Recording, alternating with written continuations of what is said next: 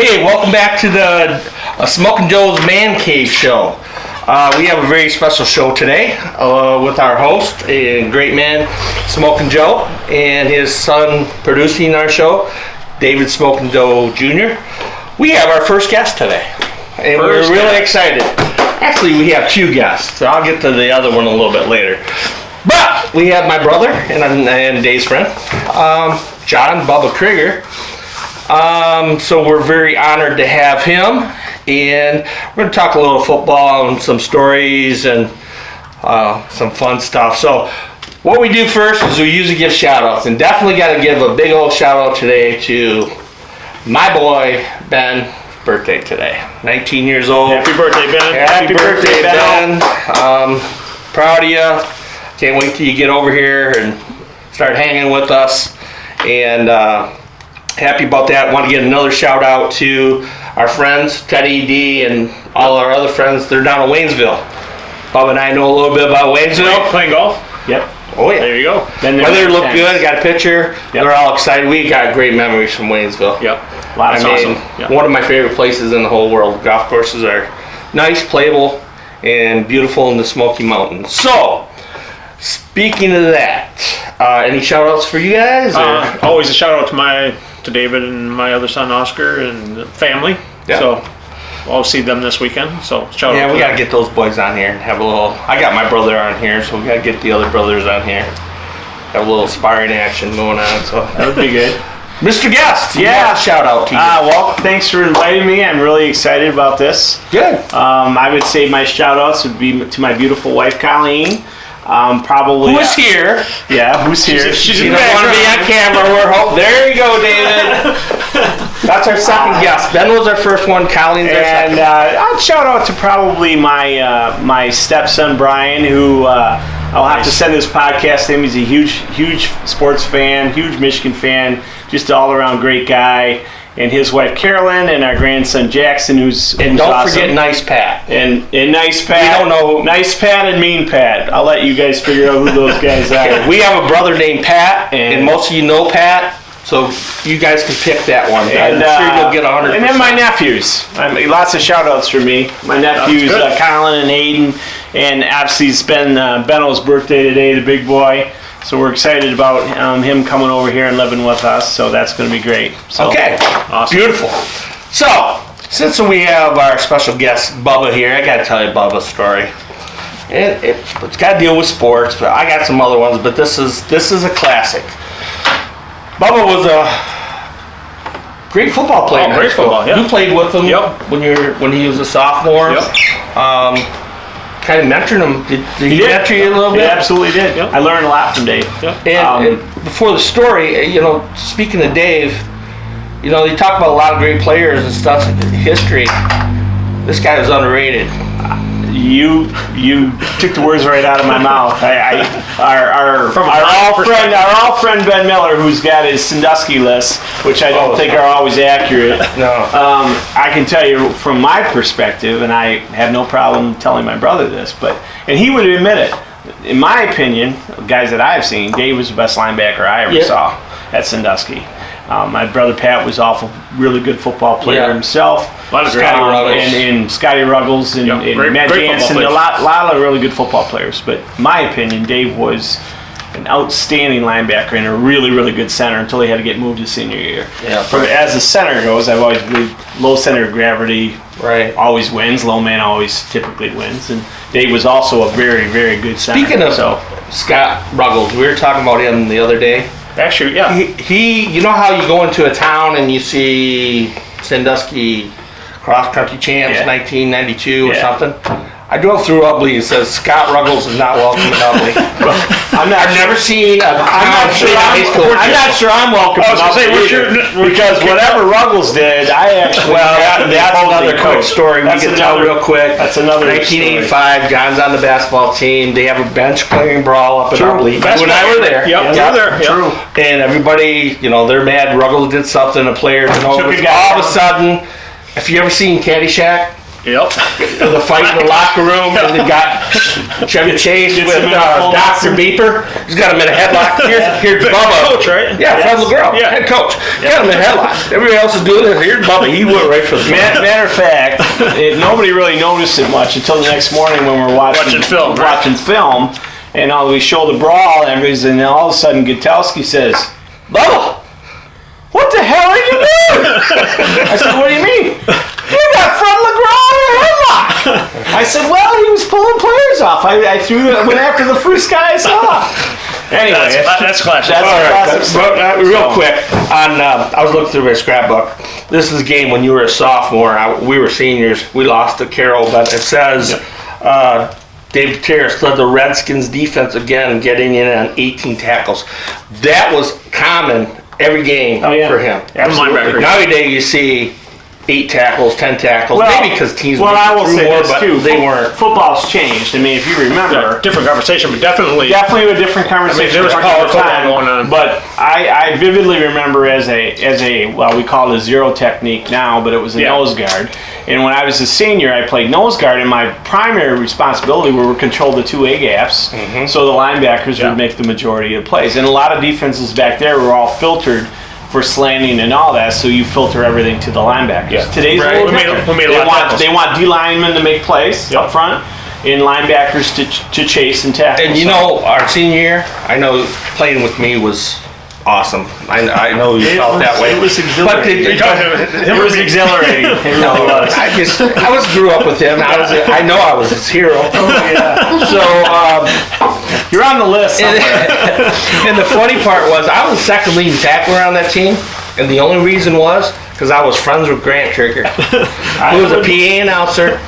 And the other reason was I was always the last one on the pile. Well, and the only one worse than me was I don't know who's going to see this podcast, but anybody that's friends of yours, they all would probably agree with what you just said. Well, every game I'd get off the pile. Apple by Tom Kreger, and here's Gut on the bottom of the pile. Like, what? I made a tackle. I'm getting up, and I'm like, whatever. But those are some fun stories. We're gonna get you back over here and do that some other time. Great stories. 1982 All County Football Team. If you can see it, there's Dave. There's me. I can't see straight. Bubs, I don't see. No, I'm not on that. I was a little 230 pound at that point. I was not in that list. Bob stepped up, though. Bob stepped up that year. Yeah, he did. And you know, I want to get this other time, but real quick, popped in my head. You playing that year, we played that Thumbie Conference last year. Tough conference. We played defending national champions. Besides you, we brought up a bunch of freshmen to play, and I think that had a lot to do with the success coming. We'll talk about the '84 team another time, but one of the things that it did was when you play a bunch of sophomores, if those kids all mature now. Doesn't always happen. You get a really kid who's a sophomore and he doesn't mature and he doesn't continue to grow, get stronger, and want to get better. But those kids all wanted to get better. And so that experience definitely helped them. Okay, that was the sophomore year. Sophomore and freshman. Jack Ruggles asked Fred Hicks. That was our junior year. Your guys were all sophomores. That's what I'm saying. When Jack Ruggles said to Fred Hicks, that was our first year in the Thumb C, but we still played some cross teams like North Branch. Did you ever hear that story? Yeah. That North Branch didn't have a sideline. They had And just the bus was over there. But Jack snuck his way over there, and we're getting killed by North Branch. And Fred says to Jack, "What do you think we should do?" He goes, "Load them up on the bus and take them home." Take them home. It was a challenge. All right. So we got through that. I gotta tell this story. When John was a senior in high school, right? Yep.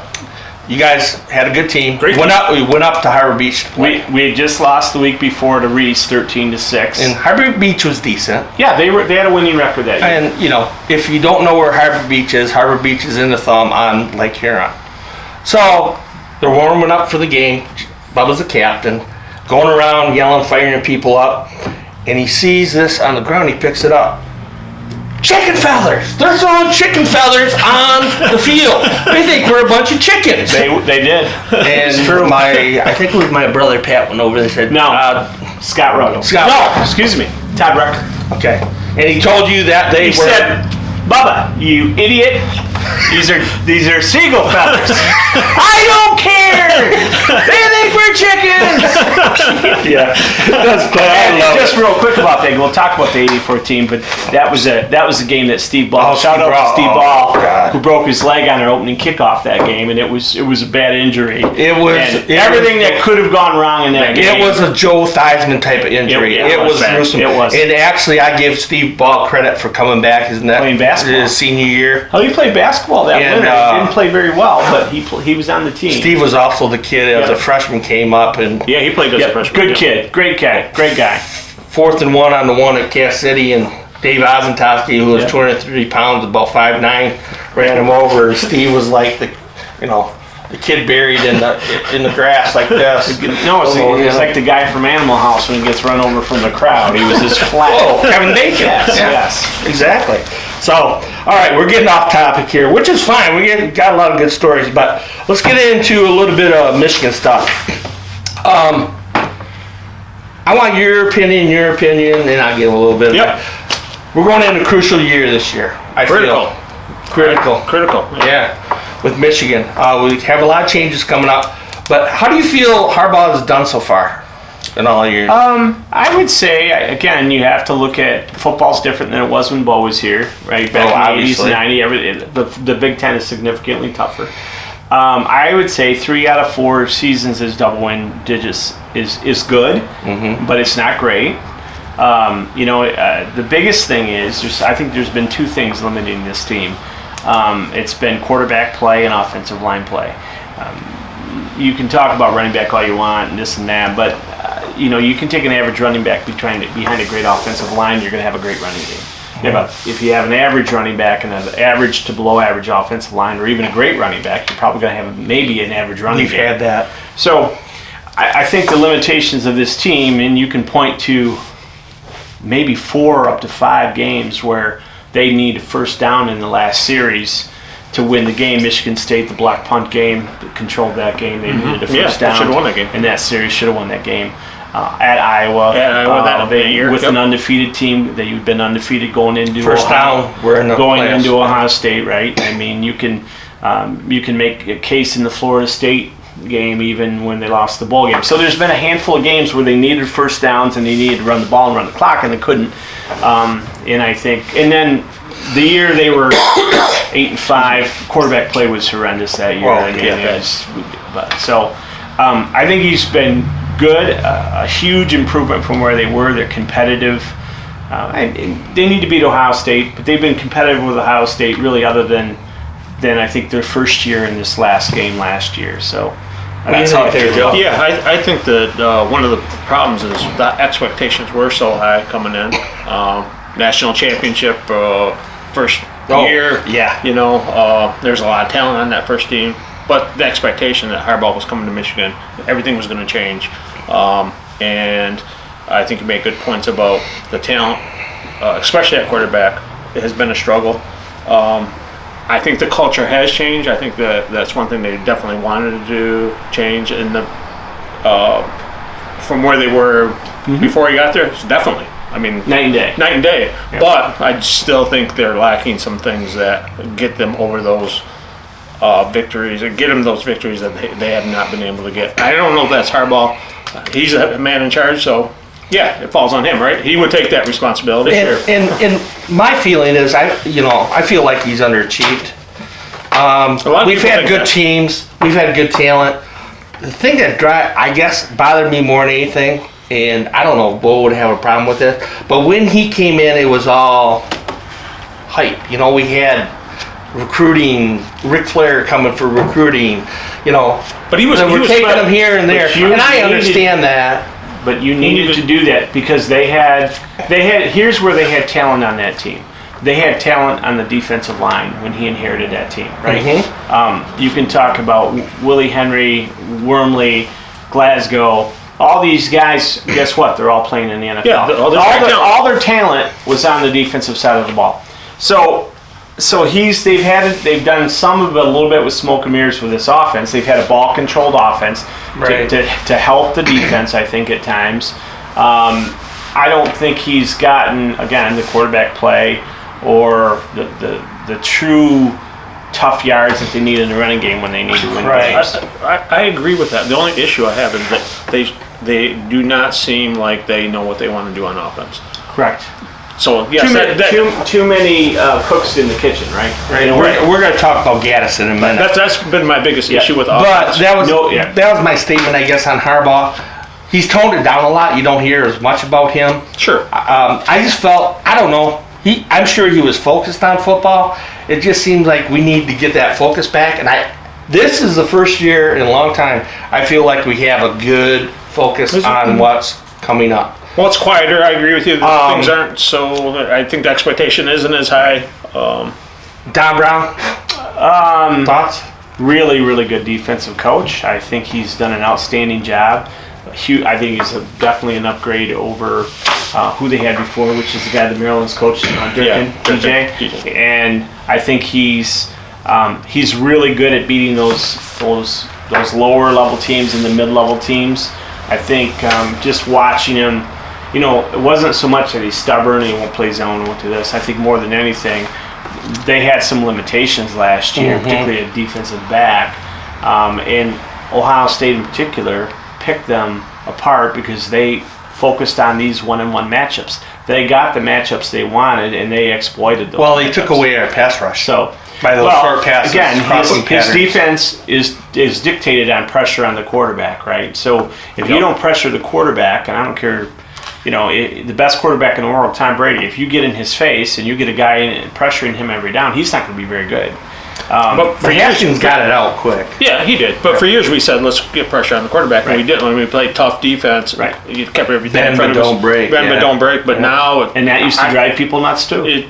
So exactly my point. I have some issues against really good teams. We are exploited at times. Do you think Don Brown needs to go to a little bit more zone this year than compared to the last couple of years? I don't know. Again, they picked on Brandon Watson in that football game, they determined to be the weak link of that defensive backfield. Look, they're crossing routes again. All those big plays that they have, a lot of them dictated on that kid had plenty of time to throw the football. So it doesn't matter. Notre Dame game too last year. Notre Dame scored 21 points and they scored them all in the first half. Yeah, especially in the first half. So I didn't have much issue with Don Brown's defense and even the Indiana game, which people point to as Indiana ran up and down the field. I think they only scored 17 points. Yeah, I think I'm okay with. Yeah, there were 3 teams that only scored above 21 points last year. So in today's football world, sure. That's pretty good. I'm going to come back to it's all about the big games. Right. I'm going to come back to John Brown when we talk about the schedule a little bit, because I have an intriguing game I want to talk about. I want your thoughts on 2 things. Greg Madison and Al Washington leaving for Ohio State and bringing on Josh Gaddis. Al Washington, I think, is an easy one. He's from Columbus. Okay. I don't look at that as anything other than that's his hometown. He saw a great opportunity. Ohio State jumped on it. I had no issue. The Madison thing, I think, is a whole nother ballgame. I don't have any. Just from reading the tea leaves, it's pretty obvious that Madison was not happy. He and Don Brown did not get along. He wanted to be a defensive coordinator. And I know they'd heard a lot of talk about how the players, love the guy and they had a hard time with it. But to me, when you're 70 years old, where's your loyalty? I mean, when you tell players and you tell everybody else, look, I'm going to retire here. They were going to give the guy a raise. And then you go to your biggest rival, and then you start talking about... he went to Notre Dame. I know. You start talking about that team up north and all this other stuff. Yeah, so that was the problem. Yeah. It all rings hollow for him at the end of his career. Because, I don't know where he's going to live when he's retired, but I can tell you that'll stick with a lot of players long term about that. You think that's going to be a little bulletin board? I don't know. Maybe? I don't know how much it plays into anything to fire him up a little bit. I mean... I think it was pretty crappy thing. It's one thing if you're at Indiana and you go to Purdue, a little rivalry, but Michigan, Ohio State. No, John said he was talking. That's like he was talking State, the team up north after he left. He completely switched, and so that tells you all you need to know. So maybe the guy's always been about money his whole career. Who knows? Okay. But All right, my next question, we're going to start with Smoking Joe first because he's pretty familiar with RPO. They brought in Josh Gaddis from Alabama. It sounds like they're going to go a lot of RPO. Yeah, it'll be interesting to see. I've always been. I think college game has changed so much. College goes in cycles. Everything goes in cycles. So I believe the RPO type of thing. They kind of played with it a little bit the last couple of years. They a little bit more last year.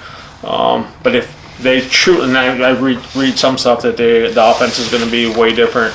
I don't know. From what I gather, they're no huddle all the time. But what's that mean? I hear that. I said, what does that mean? Well, I've seen no huddle where they just up tempo, and I think it means slow tempo. It depends on what the situation. Right? Situation. Yeah. I mean, some teams, as you know, in college, up tempo can mean a lot of different things. Right. Indiana's an up tempo team. They want to get as many plays in as possible. Well, they don't want the defense to stop. Right.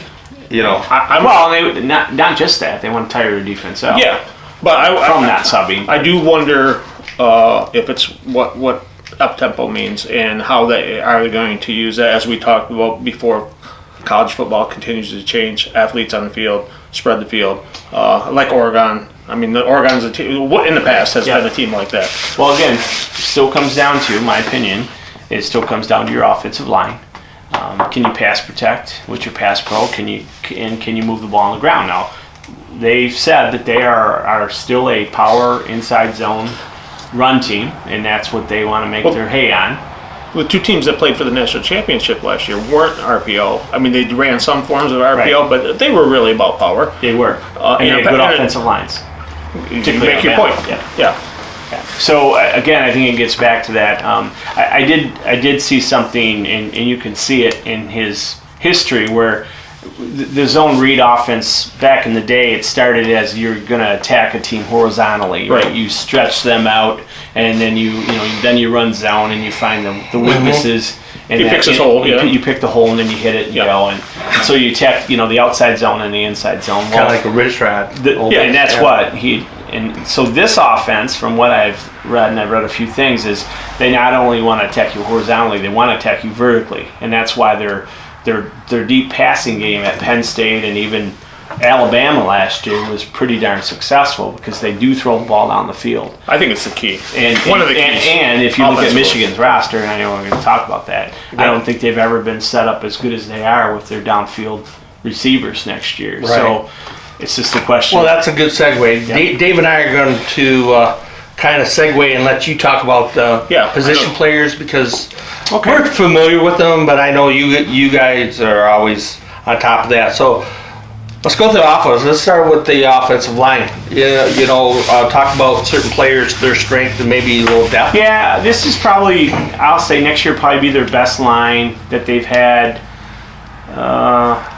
in a long, long time. Maybe the David Moak, Taylor Lewan, not Owenu, but I forget the Omama. I think Schofield was on that line. I think four of those guys, or maybe even all of them, I can't remember who the left guard was, but all of them are even still in the NFL, other than maybe Moak. I know Schofield is. But that was a Rich Rod team, and they were a zone team. But as far as talent-wise and depth, this is probably the best depth they've had in maybe 15 years. You talk about, and I'm an offensive line guy, so it's easy for me to talk about. They've had 5-star offensive lines in the past, and they've had guys like Kyle Kalis and who came into all this thing, and their lines weren't very good. Well, the reason they weren't very good, in my opinion, is I think all those guys knew they could do anything they wanted, and there's nobody going to come from behind and replace them. Competition is the best form of making a kid perform. If he slacks for one practice, the guy behind him is going to take his position. So their depth, they now have depth. You've got 4 stars behind these guys who are redshirting, who are going to get better. So I think that's going to be the strength of maybe the strength of the team.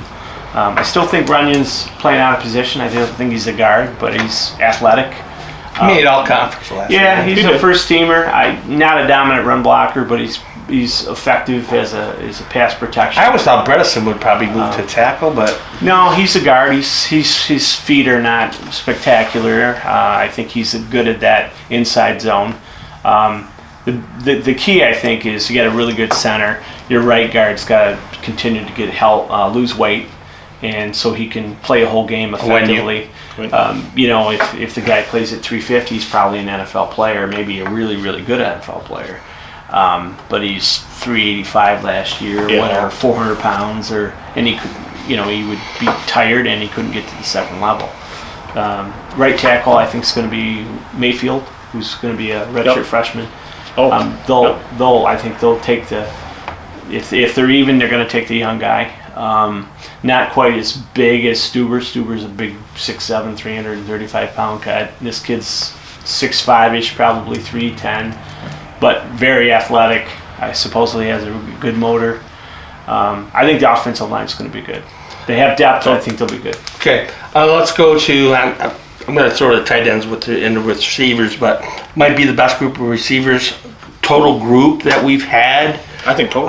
We've had good groups. We had Mercury, at different times, and Hayes, and I think they're only going to be as good as their quarterback.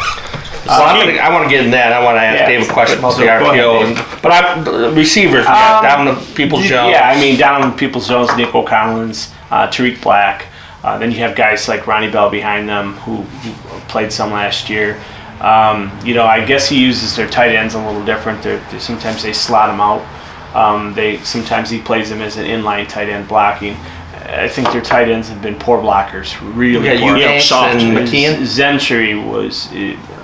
Gentry went to the Steelers, which is amazing. Was a pathetic offensive he was blocker. soft. Yeah.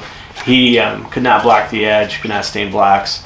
I was really surprised he took him in the 5th round, but they projected maybe to be we got Oliver Martin kid played a little bit last year, a little slot guy. Yeah, and they're talking about this freshman kid. Was it Sandstrel? Really quick. You can see how they're going to use him. They're going to go vertical with those receivers, and I think they'll throw to the backside of the backfield, and I think they'll throw to these slots underneath and let them run with the ball. So, wide receiver, I think they got a boatload of talent. It's just a question of getting the ball. It's key. Real quickly, I want to go with you on the quarterbacks. Yep. And John can interject. Shea Patterson, Gaffrey, Joe Milton, probably the most depth we've had at that position. Going to an RPO, what do they have to look at? Well, I think we're committed to Shea Patterson. So I think he showed last year that he can run RPO, at least keeping defenses honest. Mm-hmm. He had some big runs last year just because when they did it, nobody was looking for that. I think as the season goes and teams adjust to whatever they do offensively, teams are adjusting all the time, as we know, to new offenses. So the defenses are trying to catch up to this RPO stuff. So I don't know.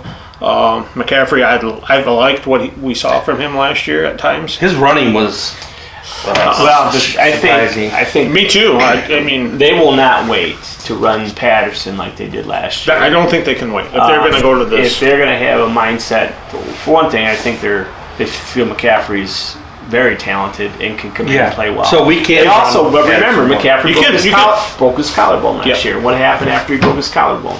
Michigan shut her down on a running game with quarterback. Yeah, because they had Milton. They were scared. Milton, who was not ready to play, and Peters, who wasn't ready to play and was a 4th stringer. So, that really hurt them when he broke his collarbone. I forget which game he broke. It was late in the season, but it hurt them with them running the ball with the quarterback. I don't think they're going to have any such concerns this year starting the year. They will run zone read, and they will run the quarterback. I think they'll have packages for McCaffrey and Milton. Milton is 6'5", 230 pounds, and he's athletic, and he can. But he can also run. He's a typical RPO type of guy. He looks like Cam Newton out there. Yeah. Very big legs. So I think my guess is they're going to utilize all their weapons. But Patterson's got to be better. He underthrew a ton of balls last year to deep wide receivers. I don't know if you guys remember that, but guys that have to come back for the ball didn't lead them at all. I don't know if that's an arm strength issue or maybe him just getting a read late and throwing it late. I don't know. But supposedly he's very comfortable in this offense. It's what he ran at Ole Miss. He likes it, and I think Gaddis supposedly is one of the up and comers. Michigan isn't going to have him more than 2 years, more than Okay. likely, because he'll probably end up being a head coach someplace. Yeah. Running backs, I know that's kind of a issue we have. I know Evans is not on the team right now for suspension. I don't think he's Done? unless I guess supposedly he can go to school next year, sit out, and then he'd have a year of eligibility because he played as a true freshman if he wants to come back. But it doesn't sound like he'll be on the team next fall. So what are you looking at for depth-wise? So Christian Turner's probably your starter. Okay. Zach, I don't want to say Charbonneau is probably your backup. But again, people forget True Wilson, I think, played well last year. I thought he played well. Physical. You know, they also... What about Watson? Watson. Not Watson. Ben Mason? Ben Mason, I'm sorry. Mason's, they've moved him. He sounds like he's going to be on the field the whole game. They've moved him to inside as a 3 technique, which is 265-pound 3 technique.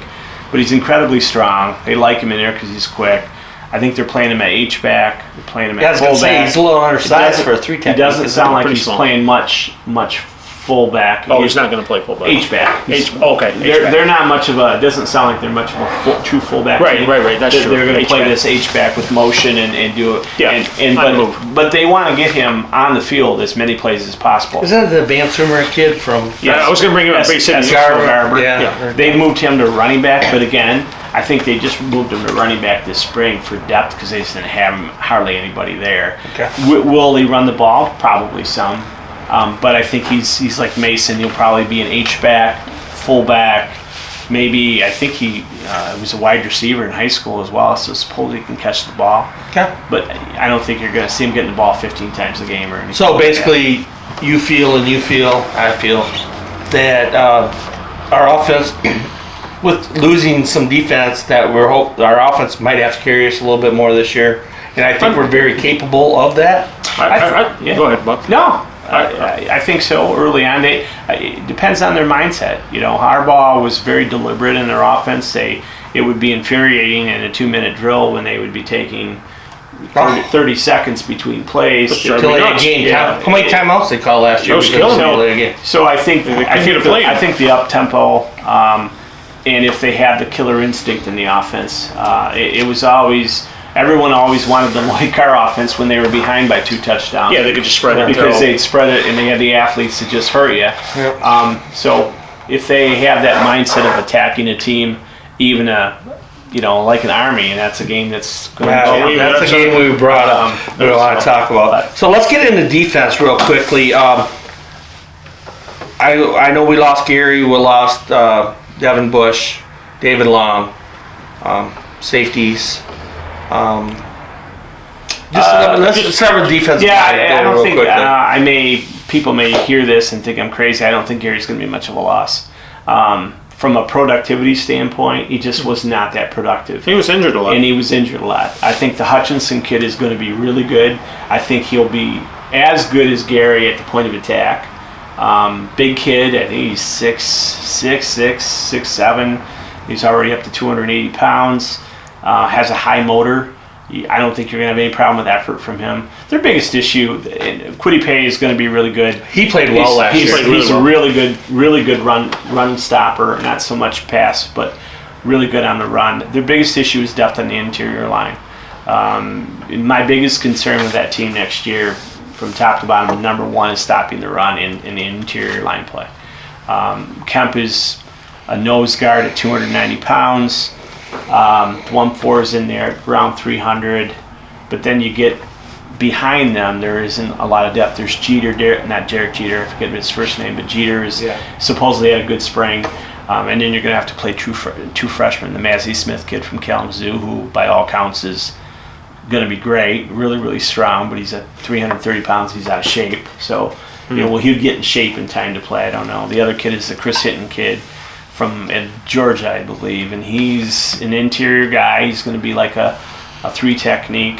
His dad actually was an offensive lineman for Northwestern and played in the pros.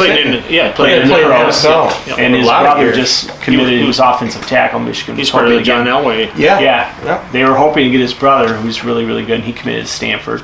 Okay. But anyway, so depth on the interior. And Dave, you want to speak to the linebackers, talk about them, or? Oh, you go ahead. Yeah. Well, I mean, Bush will be a loss. There's no doubt about it. I don't think Ross has obviously got the speed, but I think he's going to be better. It's good between the tackles. Devin Gill will be fine there. They've got Jordan Anthony.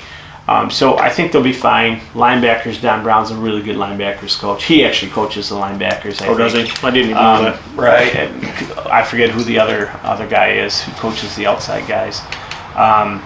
But again, Josh Uche, I think is that hybrid, almost like a Winovich, but He played good last He year. did play good last year. Yeah. Quick. yeah, he's 245, 250 in that range. I don't know if they'll make him any bigger, but he's that stand-up outside linebacker kind of guy that plays a lot of passing downs. And I've heard they may play a little three-man front this year with their lack of depth inside, particularly on passing downs. So the Viper position, Hudson, is he back? Yep. He's back. Yep, and Good he football had player. a down year as a junior, I think. But I guess he's had a really good spring. Backing him up is this Michael Barrett kid who's was an athlete from Georgia. He's played anywhere from safety to running back, and he's finally settled in at the Viper. And the Vipers are all about the same size. They're all about they're both 6 foot, yeah. and they're all about 220-some pounds, and they all can run. So then corners, I know we lost David Long, so we got Lavert Hill back. Lavert Ambry Hill Thomas. and Ambry Thomas will be the starters. I guess the kid from Gray, I want to say he's from Farmington Hills or something like that, but he's the third cornerback. I think they're still looking for one more. Safeties are going to be the Hawkins kid, Jamerick Woods, and Metellus, along with Daxton Hill. Yeah, the freshman. Yeah. He won't start. Early. Yeah, but they're high on him. Well, of course, yeah. But Don Brown's defense, their safeties have to be the smartest guys on that team from calling the defense. I thought Metellus at times at Kennel last year kind of hurt us. Oh. Out of position. I think they're limited physically And speed-wise? athletically. Ohio State they- used our safeties yeah, they last did. year. Yeah. Good teams have. Well, and that's where I think Daxton Hill is a safety that, I won't equate him because the eras are completely different. But Trip Welborn was one of the most athletic safeties Michigan ever had. Yeah. Then there's a handful of them, and he was one that could do it all. Right? He could punt, Stop the return, run, yep. everything, and he Played could on cover. offense a little bit. And so this kid sounds like he's the real deal. And in today's football, you got to pick your poison. Where do you want your best athletes to play? Yep. Free safety, with the way teams throw the ball, might be more valuable than putting the kid at wide receiver. Right. So can this defense hold up? Oh, yeah. But again, it's who do they hold up against? Don Brown's always been good at stopping the run. He'll scheme Michigan State. Well, let's get to it though. Yeah. I mean, the really good teams, can they hold up? Well, I mean, it's all about pass rush, I think, with him. Can they hold up? Can they stop a team, a good team, and win a game? Yeah, I think they can. I think they've got enough. Again, it goes back to a little bit of a depth issue. But the guys they have in their first 11 are solid. Lavert Hill is a very solid. Metellus, this is his third year, right? He's going to be fine. I think the safeties will be fine. The corners will be fine. Linebackers will be good. I think maybe even a strength. And I think certain guys on that D-line will be really, really good. And I like Don Brown as far as I think he likes teams, his defenses, to come under the radar. Okay. Because we don't have the superstars. We had superstars and they were good. But I know we've had a defense there a couple years ago, kind of under the radar with certain guys, and we played well. Like Boston College, all his teams there are always under the radar, Right. but they were great. But the question is, really, can they beat Ohio State? Right. Yep. We're going to talk about that in a second. Lastly, special teams. I think we should be strong special teams. We got two kickers. I heard there's good competition at kicking. Well, they got the kid from last year who was a freshman who beat out Nordine, Right. and I guess he's had a really good spring. Nordine. Supposedly Nordine has stepped up, and he's a little bit of a flake. I Is think. Will Hart back? Yeah, the punters are back. Yeah, he did a good job last year. And I think Thanks, the punting, one stable other than the punt. The punt block from Michigan State is Harbaugh's had pretty darn good special teams, Right. by and large. Other than that one huge gaffe. Right. But I think special teams would be fine. Right. Okay. Move on. I want to do the schedule real quick. I want to get back into this about the end of summer, early fall, what prediction wise, and we'll go over the schedule then. Okay. But just, Couple items. I'll go over it real quick. Middle Tennessee, Army, Wisconsin, Rutgers, Iowa, at Illinois, at Penn State, Notre Dame at home, at Maryland, bye week, Michigan State at home, at Indiana, home against OSU. Just a couple things. Army game, second game of the year. I see Army is rated preseason in the top 25 right now. They're pretty good. This is not the type of team that we see with a Don Brown defense. Well, they played Air Force 2 years ago, Right. And then it ended up being the offense was not very good. But do you That's think close game. Army seems like they're more physical than the Air Force team would be? The Air Force was really good for a lot of years. Will they be physical? Sure. I fully expect this to be a game that Michigan will end up winning by two to three touchdowns. Okay. Because I don't think Army will be able to stop them. Yeah.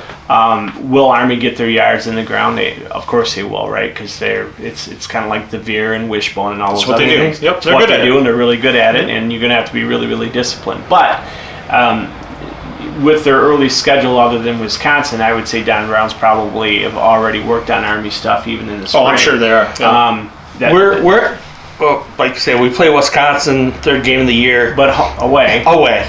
Yep. But then they're down. They're and down. then we play Penn State away on 19th of October. Then our schedule gets a little more Ohio State, Michigan State, Notre Dame. But those are all at Well, home. Wisconsin is always a tough place to play, very regardless tough if time. they're down, right? So Yeah. their quarterback Hornibrook transferred, Yep. so he's gone. Actually, it might be good that we play them early in the year. Yeah, I don't. Athletically, again, I think other than a few players, if we control that running game a little bit, it's controlled. They're going to get yards Right. too. Will our athletes move the ball? I think we will move the ball on them through the air and on the ground. I think our offense will be better early in the year than people expect. So. At Penn State, I'm not a Penn. They're hard to read right now. I'm not a Franklin fan. I think he had Don Moorhead there as the offensive coordinator, and Josh Gaddis was there as well 2-3 years ago when they had a really Parkway. once in a generation running back. Not saying that he was that good, right? Yeah, right. And a kid at quarterback who could run and who could throw. Yep, you can do both. So They were good. And they had in my opinion, they did it with an offensive line that was fairly adequate, to say the least. All right. Penn State's a tough place to play, but Michigan has won at Penn State They have plenty of before. times. Yep. It's just a question of do they, like the 2 years ago when they didn't have quarterback play and they got down early, they couldn't come back. Yeah. So I think those days are gone. I really think that moving forward, you're just not going to see Michigan teams that don't have good quarterback play. And I think this year we got Notre Dame's number. Two things that hurt us last year: playing first game of the year on the road at Notre Dame. We got October. They got to come to our place, and we may be cruising by then. I mean, do you see losses in the schedule? Sure. I don't think that's one of them. I still think you'd have to, even though I said I think they beat Wisconsin, I could see Wisconsin could win a game being a tough little game. I think they beat Penn State. I think they got Franklin's number. People forget, they've really beaten Penn State bad. except for 1 year. Except for 1 year when Michigan's quarterback play was really, really bad. So that Wisconsin game I see is kind of they'll handle Iowa at home. Yeah. I definitely think they're going to handle Michigan State. Michigan State's defense is really good, but I don't see them making a gigantic leap. The other thing about Michigan State, real quick, is I don't think people realize what their schedule is this year. They play, if I remember correctly, they play at Michigan, they play at Ohio State, they play at Northwestern, and I think they play at Wisconsin or at Nebraska. I can't remember which one of those, but they play at least 3 home away games that are Northwestern, Ohio State, and Michigan. So Nebraska's up and coming. Yeah. We don't have them on our schedule this year. I mean, you look at our schedule. And we'll have a Illinois. lot of motivation for the OSU game, and you don't know how good they're going to be. We don't know. It's gonna be Justin changed. Fields, he's a really good athlete. But is he? I mean, what really hurt Michigan? Michigan, if you remember, did pretty good against Barrett. Yes, they Right. did. Oh, yeah. Should have won a game, right? The year they lost at Columbus, and the year where couple picks. Korn was the Yep. quarterback who was awful. He was. Guess what happens? Haskin comes in the game and wins the game for them, Yep. right? Before that, what were they doing to JT Barrett? Right. I think Don Brown does it very well against running quarterbacks. The thing with Haskins is he wasn't a runner, but he could really throw it. Yeah. I think that is the thing that hurt Michigan more. If they've got another kid could that do can both. run it, I'm Right. not worried. He could do both. Haskins could do both. Yeah, Haskins could do both. Okay, so we'll later in summer, early fall, we'll get probably later in summer, get to our predictions and talk a little bit more Michigan. Hopefully, we don't have any injuries by then, and hopefully we can get John back again and talk about his '84 football team. We got to do that. We got one of the best teams of all time. Yeah, we got a lot of stuff to talk about. For sure. Coaching wise, all three of us have coached. Ideas about that. We'll really like to talk about that '84 team, a little bit about the '85 team. One thing I do want to talk about one time is a team, '81 team we played on when we were juniors. Very good team. Yep. We were 5-4, and we should have been better than that. We had a couple tough losses, but we had some good football players. Yep. That people don't talk about much. It was so. good football back in the early It '80s. was. All very right. good. Well, to end up our show, we're gonna do a little fun thing. I don't know if you guys, but I'm excited about doing this. I want you to name 2 characters from TV or movies or Oh, anything. I forgot about Okay. this one. Characters, not actors or actresses, but characters that you would want to party with. Okay? We're Oh, not man. going to do any porn stuff. We already talked about that. No porn. No. Okay? So, example, Actresses and characters. characters. Not the people, but the characters. But the character, like Billy Madison. Okay. You know, something like that. Not, Adam Sandler, but Billy Madison. Gotcha. Okay. So, go ahead. Oh, you're throwing it on me? Or do you want me to go first so you have more you time go first? Go ahead. Okay. My number one that I would want to party with would be the dude from The Big Lebowski. Jeffrey Lebowski. That's a good one. Anybody who can write a check for 69 cents for a gallon of half and half for his White Russian is the guy that I could party with. In his robe all day long. He's a dude. He's a dude. Dude abides. I can be honest, I never saw the movie. Yeah. You've never seen The Big Lebowski? It's not. It is one of your favorites. I like it, but I can't say it's my. I told you it's this not last my week. It's top not that 10. good. Is that what you're saying? It's okay. It's Okay. good. Every A lot week, of people like every it. week I come over here, you fall down. I can't believe you've not seen The Big Lebowski. Yeah. Okay, number 2. From the movie Stripes. And it's not Bill Murray. No, it's John Candy, right? No. It's Lee Harvey. Remember Lee Harvey? Lee Harvey, you're a madman. What you and your friends tried to do with that cow and make it with that cow? I want to party with Lee Harvey. Me and him together, forget That it. was a good one. That was a good one. So, Okay. I want to party with Lee Harvey. I got 2. Okay. So my first one is Tommy Boy Okay. from Chris Farley from Tommy Boy. Okay, so you want to party with Tommy Boy. I want to party with that guy because he's the fat guy in a little coat thing where he Fat rips the guy in a coat, little coat, yeah. right? And then he gets hit across the face, and the guy says, "Well, I hit you in the shoulder." He goes, "My shoulder doesn't hurt, but my face does," and he's got a big old bruise across his face. So he's number 1 because that guy. Plus he likes wings. Yes, and he's got the meat lovers pizza in the trunk. Right. So that's Tommy Boy's number 1. Number 2 is gotta be Animal House, Oh, you took mine. and it's gotta be John Belushi. Yeah, you took mine. Was it over when the Germans bombed Pearl Harbor? Yeah.